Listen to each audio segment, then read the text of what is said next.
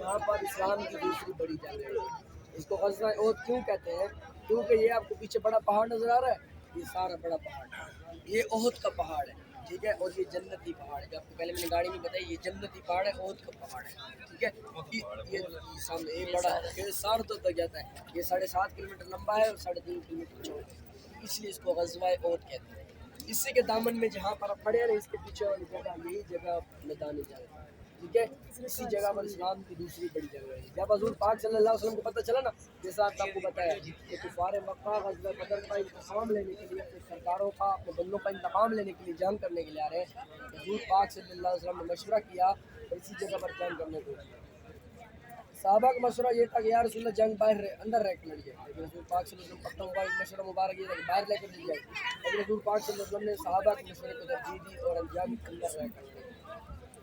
اب پہلے مدینہ سے نکلے تھے نا، 1000 کا قافلہ تھا، کتنا؟ 1000، لیکن ان میں 300 منافقین تھے. وہ 1.5 کلومیٹر کے فاصلے سے پیچھے واپس چلے گئے تھے، کیونکہ ان کو منافقین ہی ہوتے ہیں، ان کا ایمان ہوتا ہی نہیں ہے، جنگ میں ان کو کوئی ایمان ہی نہیں تھا، اس لیے خوف کی وجہ سے وہ واپس چلے گئے. بعد میں جو بات گئے تو وہ 700 صحابہ کتنے تھے؟ 700 تھے.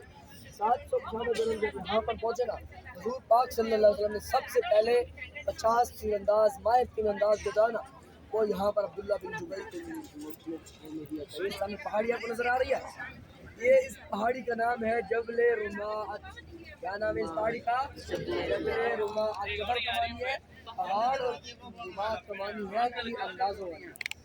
اس پہاڑی کے اوپر حضور نے 50 صحابہ کھڑا کیا اور یہ حکم دیا کہ چاہے جنگ ہم ہار جائیں یا چاہے ہم جنگ جیت جائیں، آپ نے اس پہاڑی کو نیچے. باقی صحابہ کرام تک نیچے کھڑے تھے، کفار کے رسول سامنے سے جب سامنے سے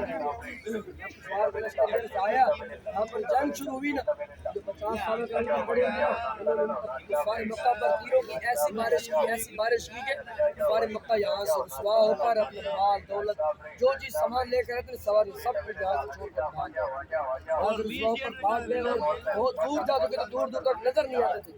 وقت زیادہ گزر گیا. 50 صحابہ کرام پر کھڑے ہوئے تھے نا، انہوں نے مشورہ کیا کہ اب تو ہم جنگ جیت چکے ہیں، کفار دور دور تک نظر نہیں آ رہے، اب ایسا کرتے ہیں دوسرے صحابہ کرام نیچے عمل تھے ان کی مدد کے لیے نیچے چلے جاتے. یہ بات یہاں پر ذہن میں رکھے. بہت سے لوگ یہ کہتے ہیں کہ معاذ اللہ صحابہ کرام مال کی لالچ کے لیے نیچے آئے تھے. ہرگز اس طرح نہیں ہے. جو صحابہ دین کے لیے، حضور کے لیے اپنا مال، گھر بار، جان، حتیٰ کہ سب سے پیاری چیز اولاد اور اپنی جان ہوتی ہے، وہ قربان کر دیتے ہیں. کیا وہ تھوڑے سے دنیا کے مال کے لیے نیچے آئیں گے؟ ہرگز اس طرح نہیں. وہ بس وقت حضور کی نافرمانی کہہ سکتے ہیں، لیکن وہ صحابہ کی مدد کے لیے نیچے آئے. یہ بات اپنے ذہن، کیونکہ بہت زیادہ لوگوں کے ذہن میں یہ بات ہے معاذ اللہ حوالہ غنیمت ہے، نہ سر ہرگز نہیں. وہ حوالہ غنیمت کی دنیا کی تو ان کو لوڑ ہی نہیں. 40 صحابہ نیچے آئے نا، 10 صحابہ کرام اس پہاڑی کے اوپر ہے، ٹھیک ہے. جب 40 صحابہ نیچے آئے، ادھر سے کفار کے لشکر بہت دور گیا ہوا، لیکن اس ٹائم کفار کے کمانڈر کون تھے؟ حضرت خالد بن ولید رضی اللہ عنہ. اس ٹائم ایمان نہیں لائے تھے. یہ بات بھی ذہن رکھ لیں، یہاں پر جو 3000 دشمن بن کر آئے تھے نا، ان میں زیادہ تر بعد میں اسلام لے آئے تھے، بعد میں زیادہ تر مسلمان ہو گئے، لیکن کچھ ایسا اور زیادہ تر فتح مکہ کے ٹائم پر مسلمان ہو گئے زیادہ تر. خالد بن ولید نے دیکھا کہ مسلمانوں کو جو اصل مورچہ تھا جس وجہ سے کفار کو شکست ہوئی ہے، انہوں نے وہ چھوڑ دیا. انہوں نے دوبارہ حملہ کرنے کا پلان کیا. جب دوبارہ حملہ کرنے کی پلان کی نا، پھر ایک پہاڑی بھی ختم ہو گئی ہے، وہ دوبارہ یوں کرنے کا پیچھے سے، وہ ادھر پیچھے سے ایک نہر ہے، جب نہر سے گزر کر دوبارہ پہاڑی کے پیچھے آئے. جب پہاڑی کے پیچھے آئے نا، پہاڑی کے پیچھے سے دوبارہ حملہ کیا.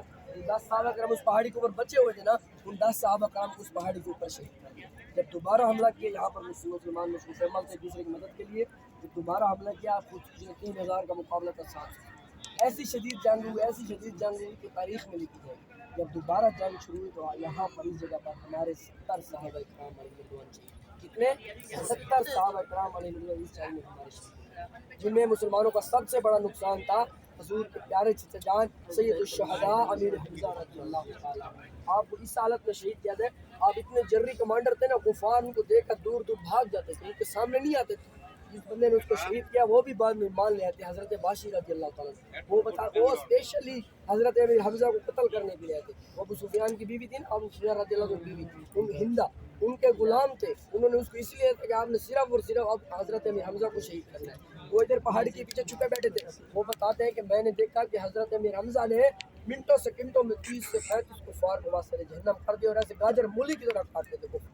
वो पीछे छुपे बैठे थे, माहिर निशान अंदाज थे। पीछे से आहट आई, आपके प्यार पीछे जाने इधर पीछे की तरफ मुड़े, नहीं मारा, आपके प्यार चीज़ उधर लगा था, पीछे हड्डी रीढ़ की हड्डी तक चला गया था। फिर भी आप इतने दिलेर थे कि इतना बड़ा नेज़ा लगने के बाद भी हज़रत वाशी का 30 कदम तक आपने पीछा किया था, लेकिन वो आपके खौफ की वजह से वहाँ से भाग गया था। जब उधर आप 30 कदम चले, आपके जिस्म मुबारक का सारा खून निकल गया। आप ज़मीन पर तशरीफ़ ले आए। इस जगह पर मक्का की औरतें भी आई हुई थी हज़रत हिंदा के साथ। जब आपके चचा ज़मीन पर तशरीफ़ ले आए ना, तो मक्का की औरतें आई, आपके प्यारे चचा जान का हाथ काटे, नाक काटे, होंठ काटे, हत्ता कि आपके प्यारे चचा जान के जिस्म मुबारक के 11 टुकड़े कर दिए। तो उसका सीना फिर भी ठंडा नहीं, उसके भाई का इंतकाम लेने था, उसने आपके प्यारे चचा का सीना चीरा, कलेजा निकाला और वो भी चला। और एक और साहबी थे, उनका जिस्म मुबारक यहाँ पर कीमा बना गया था। इतने जुल्म से शहीद किया गया था हमारे साहबा इकराम को। जब ये जंग खत्म हो गई, इस जंग में हमारे प्यारे महबूब अलैहिस्सलाम भी ज़ख्मी हो गए थे। यहाँ पर हुजूर पाक सल्लल्लाहु अलैहि वसल्लम मौजूद थे। एक साहबी है कि या रसूल अल्लाह, हमारे फलां साहबी शहीद हो चुके हैं। तो हुजूर पाक सल्लल्लाहु अलैहि वसल्लम पढ़ा इन्ना लिल्लाहि व इन्ना इलैहि राजिऊन। ऐसे सारे साहबी की खबरें आती रहीं, हुजूर पढ़ते रहे इन्ना लिल्लाहि व इन्ना इलैहि राजिऊन।